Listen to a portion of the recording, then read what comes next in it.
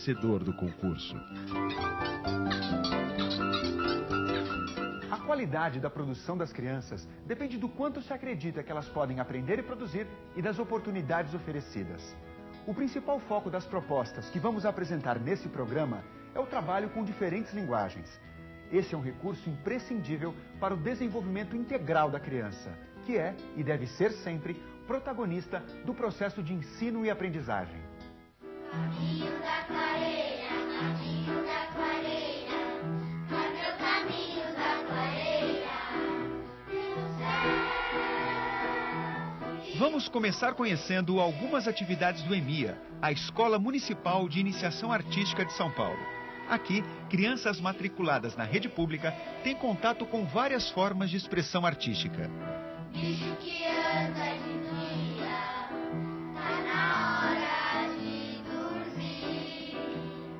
Bicho que anda de noite, se prepara pra sair. Música, artes plásticas, teatro e até outras formas de se relacionar com os livros. Como nas oficinas da professora Teresa Peric, onde as crianças não apenas escrevem, mas constroem fisicamente seus próprios livros.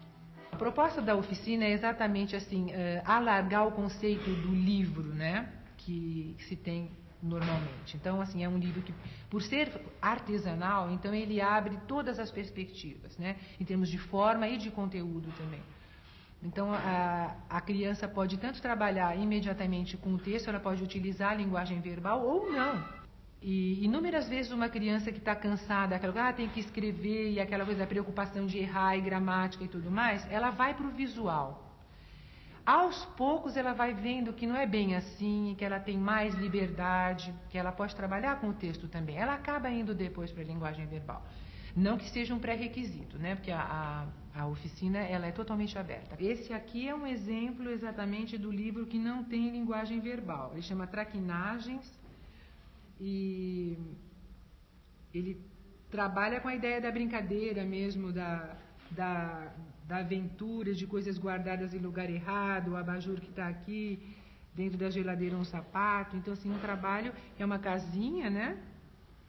E com diversos materiais diferentes, que isso a gente trabalha muito, trabalha com pano, com outros tipos de materiais.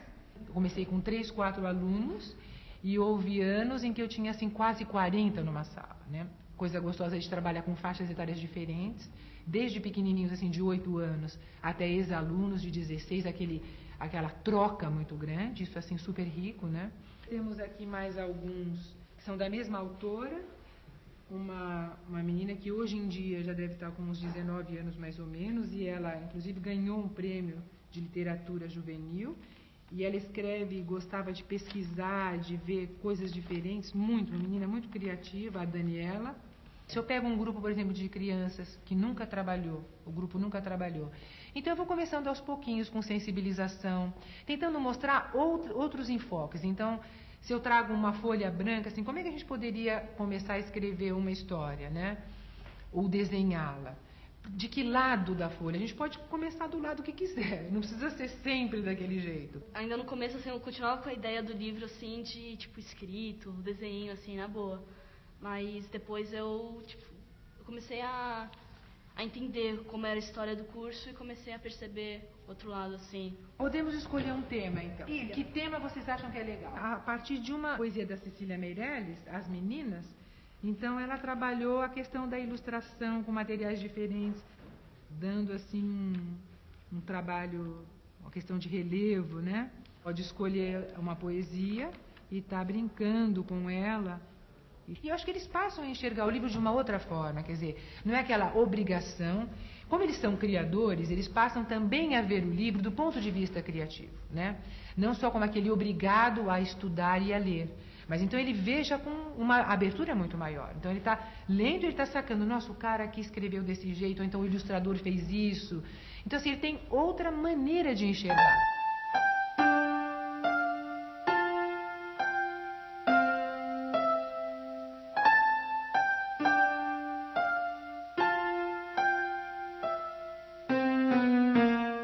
Paixão absurda, né, por livro. E sempre gostei muito mais dos livros infantis, porque eu acho assim que eles trazem uma riqueza muito maior. Eu adoro internet, mas também sem livro não dá. Dos livros para as partituras. Um grupo de crianças forma sua primeira banda. Tocar um instrumento já seria um desafio e tanto. Mas aqui eles vão aprender mais do que isso. Vão aprender a tocar em grupo. No contexto da escola, né, a Escola Municipal de Iniciação Artística, a EMI, ela foi criada com o intuito, em primeiro lugar, de se definir dentro de um contexto de trabalho artístico, de pedagogia artística, num sentido de formação do ser humano, de uma formação mais integral, de uma formação mais totalizante, digamos assim, do ser humano, né? Aqui, por exemplo, ele se expressa, então ele coloca muito o que ele quer, o que ele pensa, né? E ele discute como ele é, o que ele deseja ser, tudo com o outro, de uma outra forma. Olha, professora, eu não gosto de fazer esse baixo aqui, está muito alto, né? E isso é a liberdade de expressão. Tem um aprendizado que eles vão carregar, que a gente acaba carregando, ou a gente acaba, pelo menos, cultivando na gente, neles mesmos, que é a audição do outro. Independente do que eles forem fazer depois na vida, eles vão estar, assim, pelo menos embrionariamente aqui, percebendo que ouvir o outro não é sempre fácil, que é uma prática, que isso deve ser cultivado. Então, mas não dá para deixar ela aqui, ó.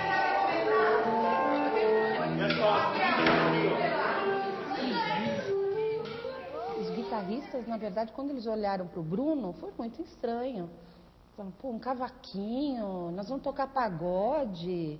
Eu achava que não tinha nada a ver com o cavaquinho, não dava pra tocar uma guitarra com o cavaquinho, porque não ia ser um som legal. E não é tão...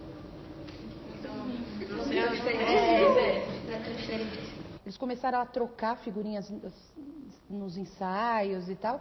Quando a gente percebeu, estava lá o Vinícius com o cavaquinho, o Bruno com a guitarra, né? E eles conversando, não, essa música é assim, não, que nota que é essa? Quer dizer, um interessado no instrumento do outro e se ouvindo, quer dizer, respeitando um rock, o Bruno faz um solo lá no meio, né? Isso é muito bacana.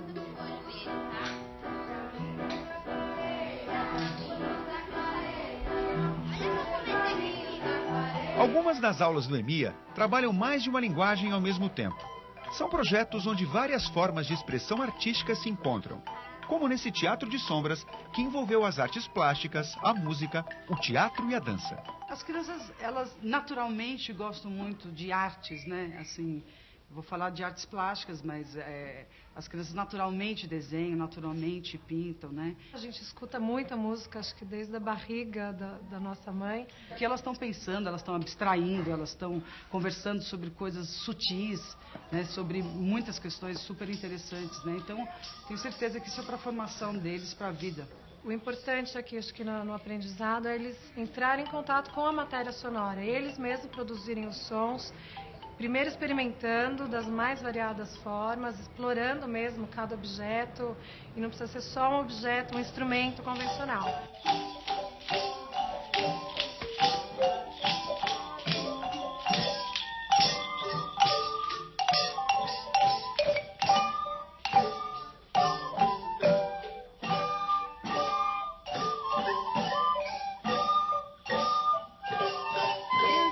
Desde pequenininhas, elas brincam de faz de conta, né? Elas brincam de boneca, elas brincam de casinha, enfim. Desde pequenininho elas têm essa dramaticidade.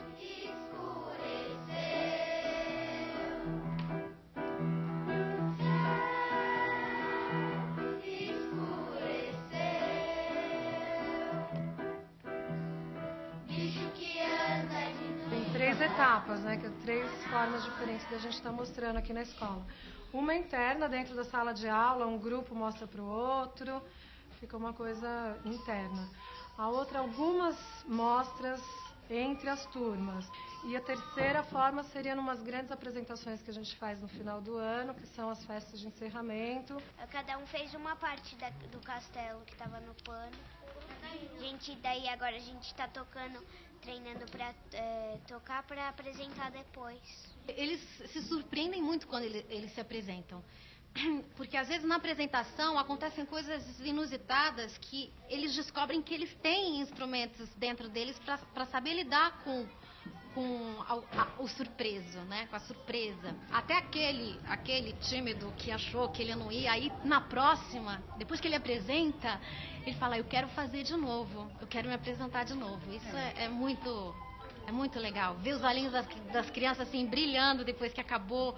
Fala, foi muito legal. A gente se diverte mostrando o que a gente aprendeu. E os pais gostam também, não? Gostam. Nossa, fica também muito... Minha mãe fica Eles também ficam... depois de ficar chorando. Como é que é? A minha mãe fica chorando de emoção. A apresentação é a criança sair mais forte disso tudo, né? É valorizar todo o processo que ela passou por aqui o ano inteiro, né? As pequenas mostras e depois aquela grande mostra. É valorizar, sim, é levar ao máximo, a sério, o que as crianças fizeram, né? Quando ele tá lá, pra mim é uma grande satisfação, porque ele tá rompendo algo que pra ele é bastante forte, que é essa timidez. Então eu fico bastante orgulhosa dele. Você vê um ser humano, né? Você não vê o conhecimento, você não está avaliando quanto ele tirou naquela, né? Mas você vê uma pessoa que vivenciou e está transmitindo essa vivência, né? Acho que isso é o mais... você estar exposto em público é muito difícil, né? Para você ter essa coragem de vir a público, e se isso não for autêntico, isso não chega em quem tem assistido. Pegava ali na porta de entrada, ela ficava grudada em mim, não queria saber de entrar. Ela tinha assim, uma dificuldade de se relacionar, o novo para ela, todas as propostas novas, ela tinha assim, muito medo. Na escola, a gente não tem mais que ficar falando para fazer lição de casa. Na atividade, eu percebo ele bastante concentrado, responsabilidade, na questão de envolvimento e participação na aula.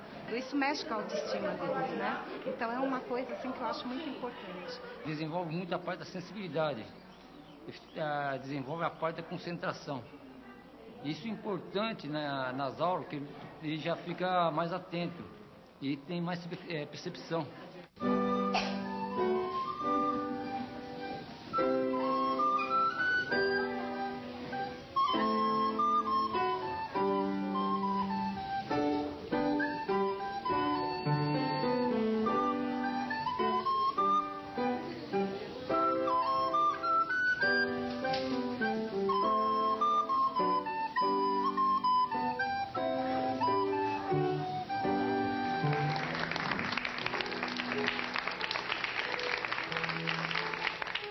A filosofia da escola é orientada na crença que o conhecimento artístico ultrapassa a formação profissional de artistas. É um bem que serve a todos e tem sentido de ser praticado e usufruído por todo mundo, independente de se tornar um profissional de qualquer uma das artes ou não.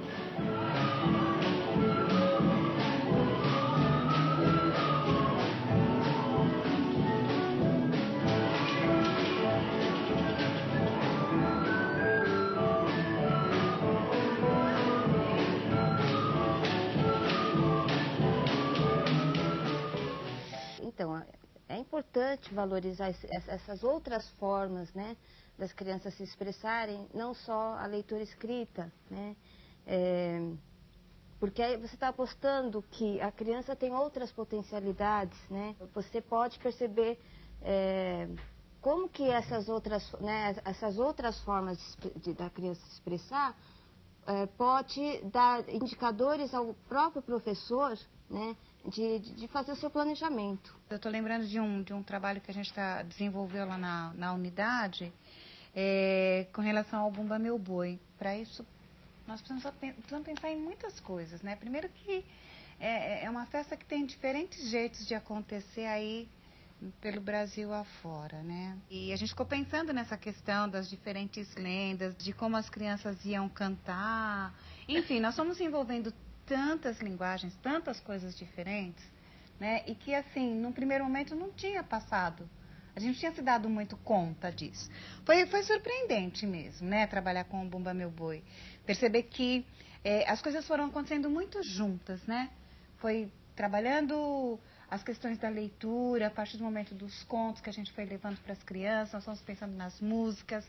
Ler as várias narrativas sobre o boi é uma experiência já bastante interessante. Depois, a gente pode pensar junto com as crianças, de entendendo um pouco cada personagem da brincadeira e fazendo a escolha.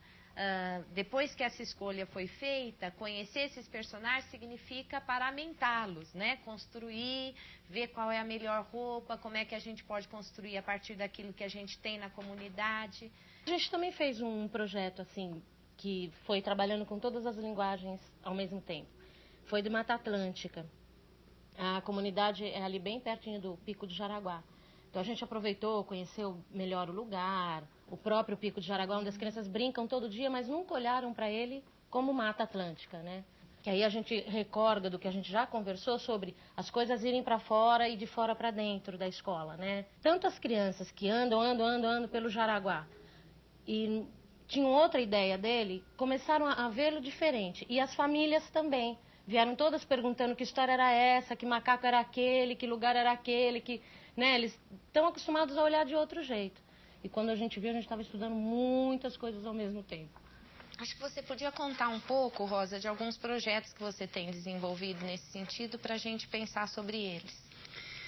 Então, um que eu já até comentei com vocês da outra vez foi aquele da Galeria dos Personagens do Folclore Brasileiro, que eles fizeram um painel interativo e que os pais tinham que identificar esses personagens. Caso tivessem dúvidas, eles consultavam as caracterizações feitas pelas crianças, né? E uma outra ideia de um projeto que a gente estudou sobre a Amazônia foi fazer um jogo de percurso, né?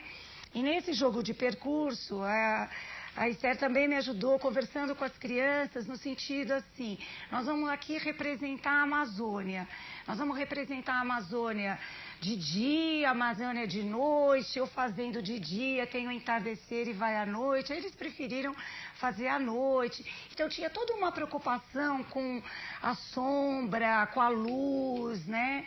Com as imagens, então estudar essa questão da perspectiva. E era um projeto que essa elaboração do jogo de percurso, ou de trilha, eles tinham que elaborar as instruções do jogo, porque quem ia jogar eram os pais. E eles faziam perguntas. E caso o pai não soubesse responder as perguntas, tinha a regra, volta a tantas casas e tal, né? Então eles estudaram bastante. E aí foi assim, uma reunião que teve uma participação muito grande dos pais. Porque as crianças fizeram o jogo para eles jogarem e as questões, na verdade, eram o que eles tinham aprendido durante o desenvolvimento do projeto. Os produtos do trabalho das crianças nem sempre se apresentam como grandes espetáculos. Mas, dentro das instituições educativas, cada conquista para tornar públicas essas produções deve ser valorizada e incentivada, para que cada vez mais se torne parte do cotidiano. Quando o produto, né, de um projeto, uma produção grande, né, fica mais claro, quer dizer, fica mais evidente a participação da criança, o protagonismo dela, né? A gente não pode esquecer também de outras atividades cotidianas, né, da sala de aula, que também onde a criança pode, né, onde a gente tem que valorizar a produção dela, né? As mínimas coisas, né, que a gente considera as mínimas coisas, mas quando ela vai escrever, né, o nome dela numa ficha da atividade dela, quer dizer, toda essa produção, quando ela vai ler, né, por exemplo, na minha sala, quando eles vêm com uma poesia que a gente deu de lição de casa e tal, elas querem falar em voz alta para a classe toda. São momentos que a gente também tem que valorizar, porque quer dizer, é uma coisa que elas querem expressar, né? A Leica me faz pensar numa coisa fundamental, que é aquilo que é resultado do cotidiano da sala de aula, das pequenas ações e das importantes ações de todo dia. Quando as crianças podem escrever, quando a gente reconhece o lugar do erro nas escritas das crianças, não como algo que deva ser eliminado e apagado, mas reconhecido e superado. quando a gente lê todo dia na expectativa que eles possam presenciar como é que funciona um leitor, quando a gente vai percebendo os avanços na linguagem que eles usam para escrever, e os textos dos meninos vão ficando cada dia mais interessantes e bem escritos. É que nós fazemos parte de uma cultura que adora um grande final, né? E aí a gente acaba se encantando demais com esses produtos. Mas me parece importante lembrar que o produto só tem função quando ele revela a autoria das crianças e quando elas reconhecem nele uma série de saberes, e saberes que não foram construídos no fim, mas que, sem dúvida, representam o resultado de cada dia de aula, de cada momento da classe com o professor, com outras classes e com todos os colaboradores do projeto. A Regina mostrou um trabalho que ela está desenvolvendo com os alunos, que ela manda bilhetes para a sala da tarde, e a sala da tarde deixa as respostas desses bilhetes.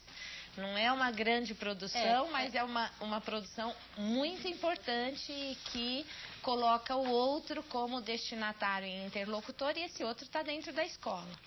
Como todo mundo que já conversou, né? A gente sempre tem aqueles professores, assim, parceiros, né? Vamos fazer tal coisa? Vamos. E aí a gente faz aquela comunicação nossa, e nesse meio também a gente tenta pôr as crianças, porque aí a comunicação, eles também podem participar dela e aprender outros jeitos de conversar. Então, tem bilhete deles para nós, de nós para outra turma. Então, agora a gente está fazendo um trabalho com fábulas, e eu perguntei, e aí, o que a gente faz com esse trabalho, né? Vamos ver fábulas, tá? Bacana, mas vamos fazer alguma coisa? Vamos.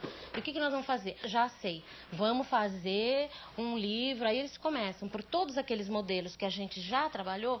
Vamos fazer um livro para a Shelly. Shelly é a professora dos meninos bem pequenininhos, que acabaram de entrar na unidade, né? Vamos fazer um livro para a Shelly, porque eles têm muita coisa ainda para aprender e eles vão contando isso. Então, isso vai gerando uma coisa bem maior do que só as 4 paredes. Parece pequeno essas coisas que vão para as paredes, né? Mas ela tá traduzindo coisas muito maiores. Muito maiores. Isso significa também. A gente faz isso na lousa. A professora da manhã deixa para de tarde, a gente deixa para de manhã, entendeu? Quer dizer, qualquer recurso é bacana desde que você comunique, né? Saiba a última coisa que eles me questionaram, né? Que eu também faço na lousa, porque às vezes é mais rápido, é um bilhete comum, não é tanta coisa, né? E aí eles dizem assim, não, põe no papel, porque vão apagar. Alguém vai apagar, Regina, põe no papel. O importante do trabalho com as crianças no processo de alfabetização é levar em conta que todo o material, seja oral, seja escrito, que elas produzem, precisa estar vinculado à própria atividade que a criança realiza no seu cotidiano.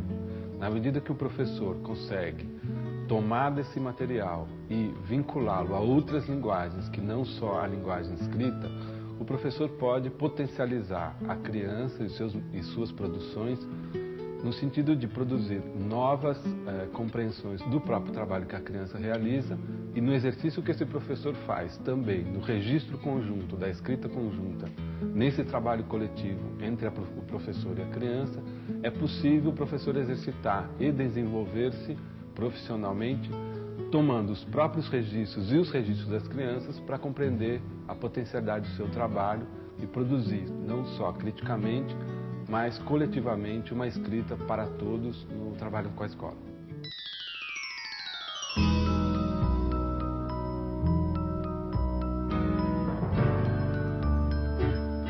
Qualquer que seja a realidade em que vivem, as crianças são parte da cultura e, ao mesmo tempo, produtoras de cultura.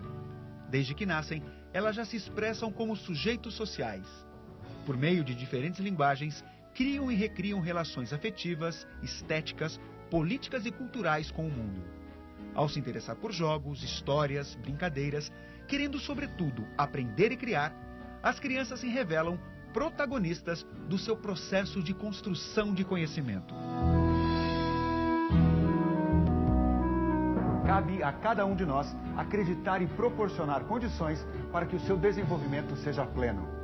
Eu escolhi esse livro porque ele fala do orgulho da nossa raça. Eu escolhi esse livro É porque conta uma história de um cachorro que quer viajar para um planeta e não consegue. Aquele livro que eu gosto muito dele. Eu gostei desse livro por causa que a minha professora já leu e ela ensinou algumas coisas para nós do Ziraldo. Eu escolhi esse livro porque é muito importante, ensina a vida dos animais e eu gosto muito. Esse livro para mim é muito raro e eu gostei dele muito. Eu vi que o Patinho Encantado, aí eu achei ele interessante, aí eu peguei ele pra mim mesmo. Eu sei ler A Pedra Mágica, porque eu gosto desse livro. Eu peguei esse livro porque ele fala muito das coisas antigas, porque eu gosto desses livros das coisas antigas. Eu gosto tanto dos livros que eu amo eles.